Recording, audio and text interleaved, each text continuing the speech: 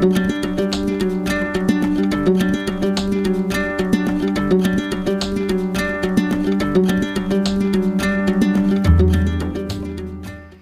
everybody, so I just finished hosting my MelCon, which is a board game weekend that I host every year, or try to host every year.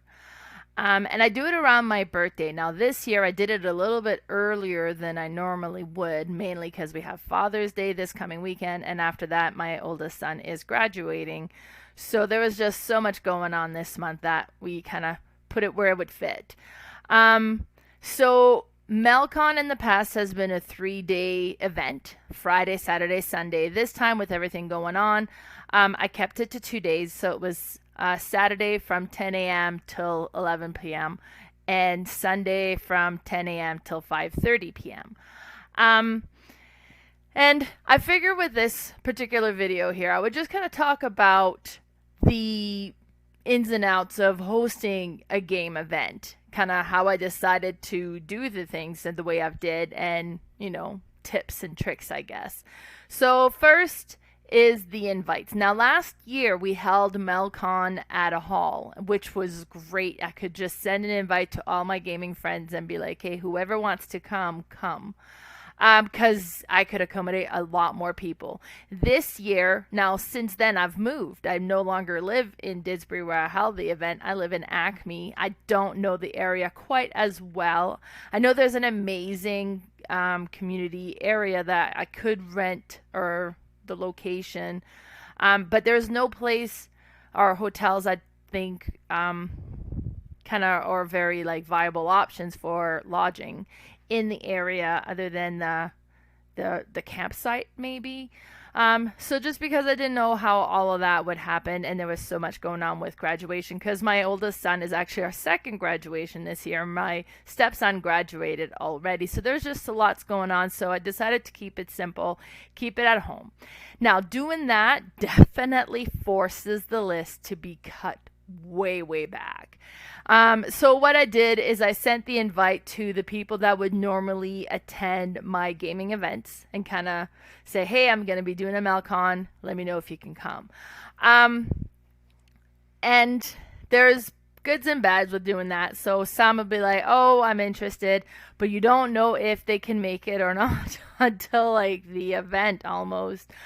Some of them said yes right away. Some of them was like, oh, I won't be able to. But then life happens as well. Some thought could come, and then events happen and they ended up not being able to come. And because of the limited space, you can't necessarily branch out the invite until you hear from some of them. So as I heard, I would start branching out, kind of inviting more people. But definitely my invite list was cut way back. Now, going forward, this is an area where I think maybe making changes would be necessary. Would it be better if I held kind of like, hey, MelCon is going to be available, this many space available, let me know as soon as you can to save your spot, and then invite however many people I want to. So send the invite to 40 some people, even though I only have room for 15, let's say. Maybe that's the way to do it. And then you kind of get a commitment earlier on.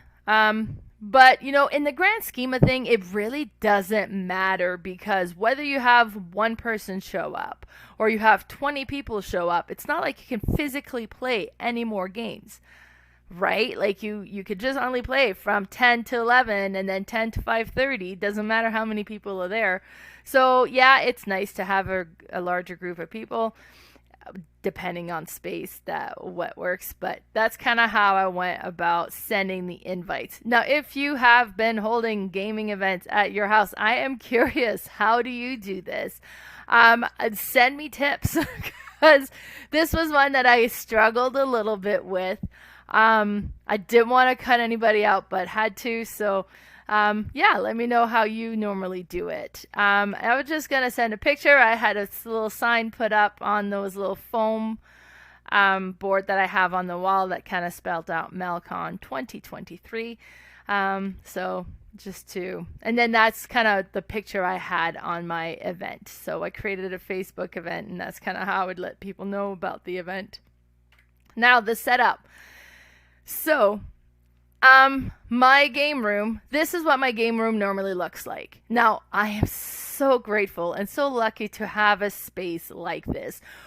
Originally, when we were moving, we intended to make this space the kind of teenage hangout space. And we had a second living room basically set up at the old place as well, but nobody was really using it. So we had a TV there, game systems were in there. Once in a while, one of the kids would be playing their video games in there.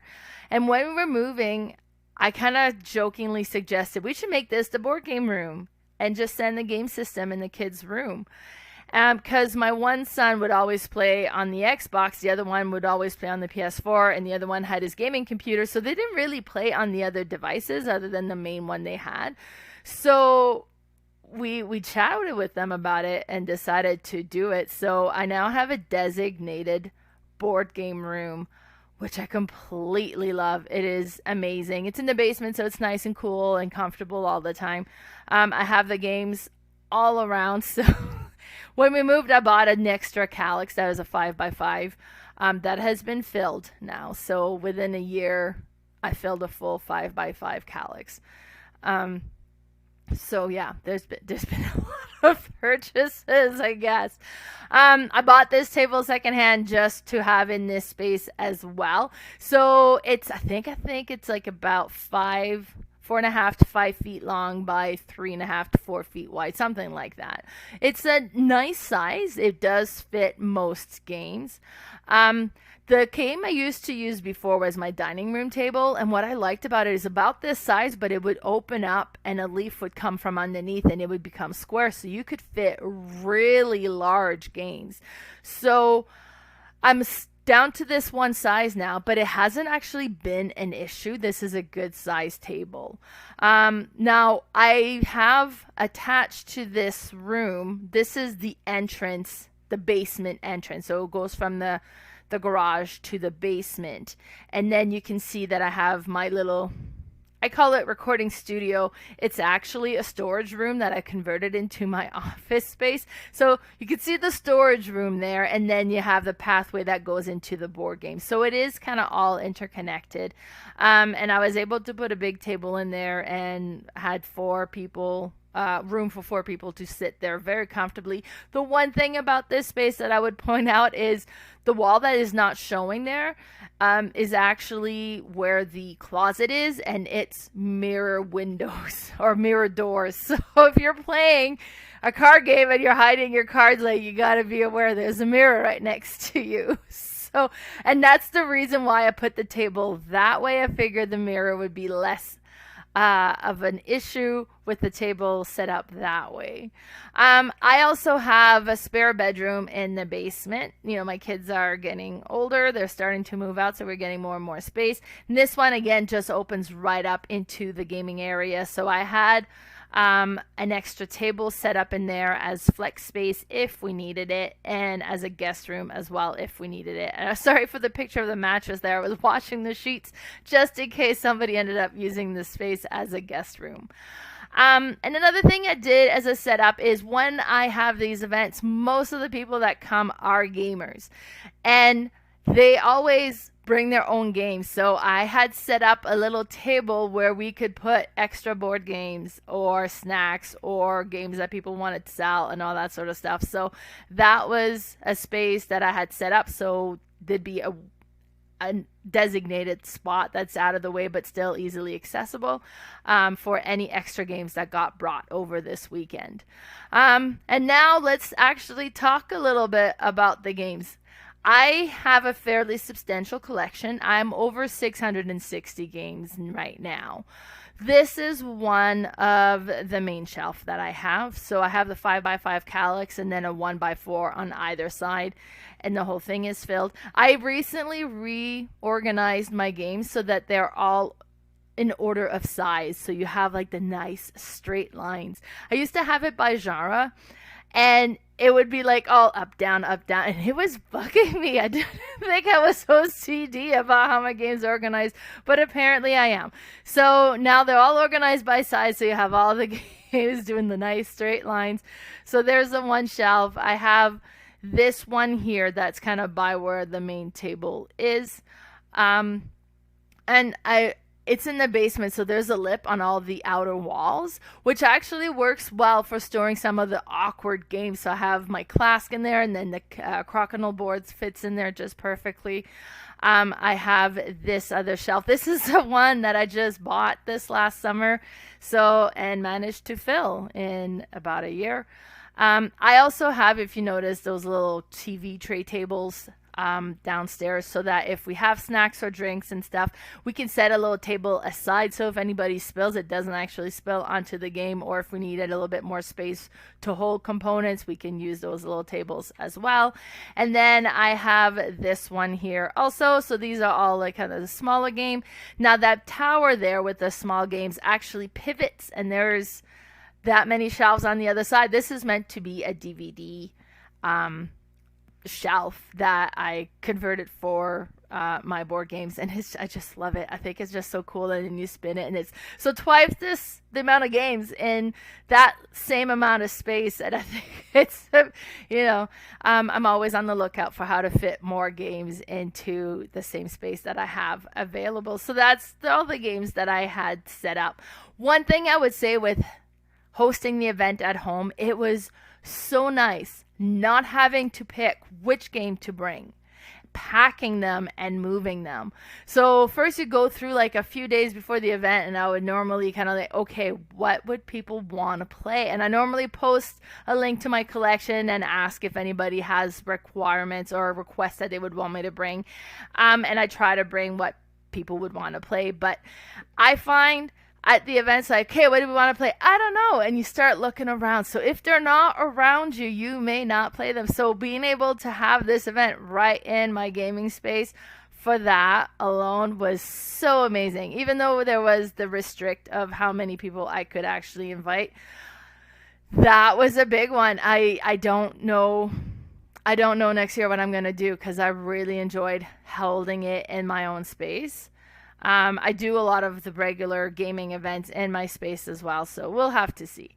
I also did little goodie bags this year. Being that it was a smaller number, I could actually do that. I didn't have to put any money towards renting a space, so I decided to do little goodie bags.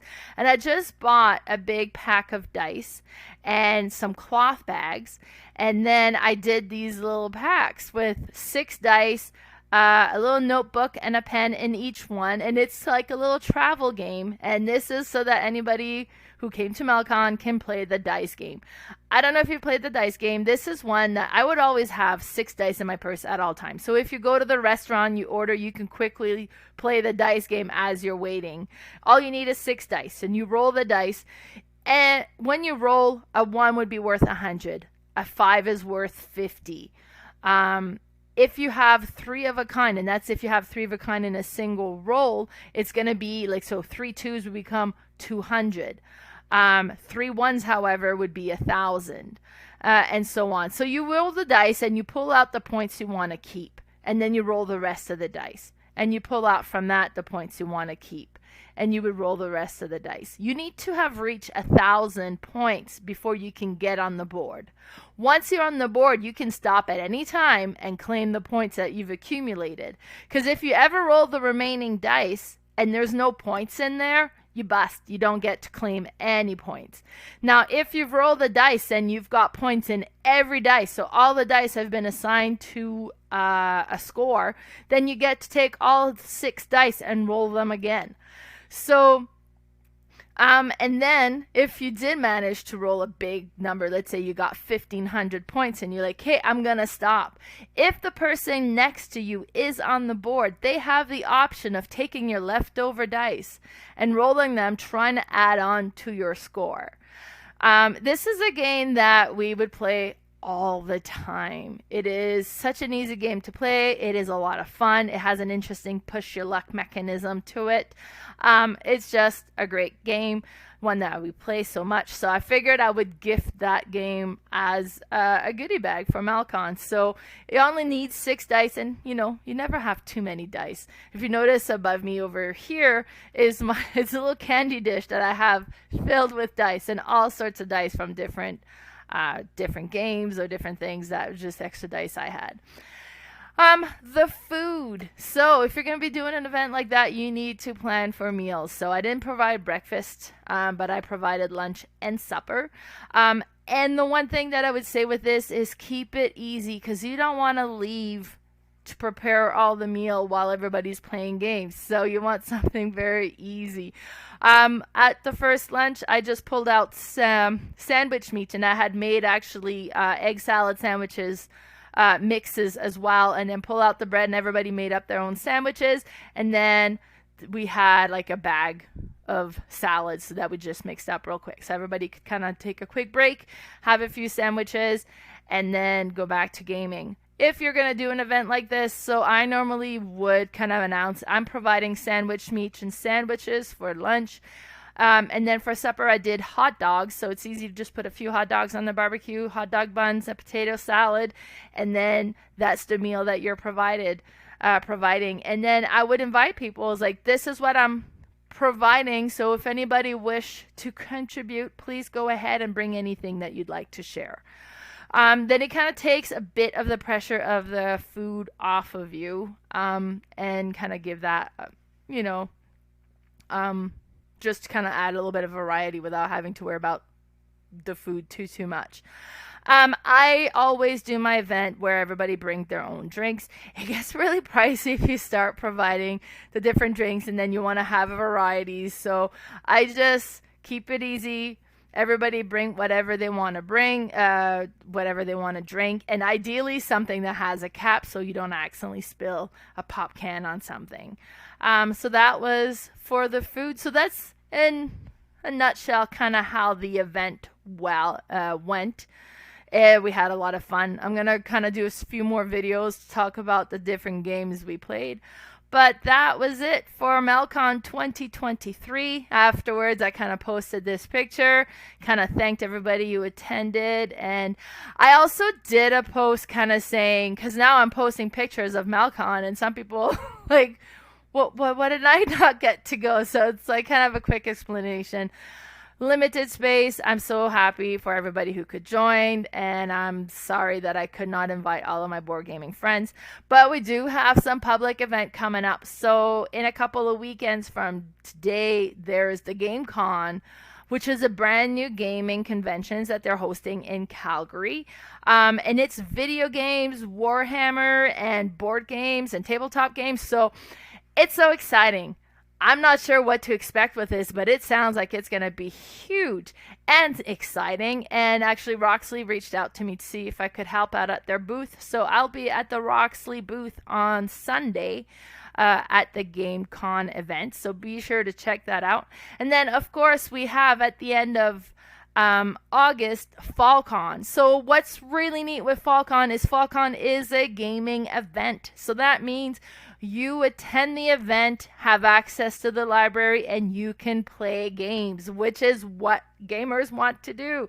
So I'm so excited to be able to attend FallCon again. I am part of the FallCon team as well.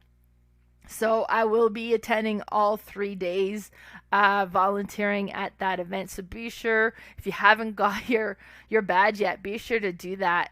It's just such an amazing event. And then, at FallCon, the auction is unreal, and I go out of control.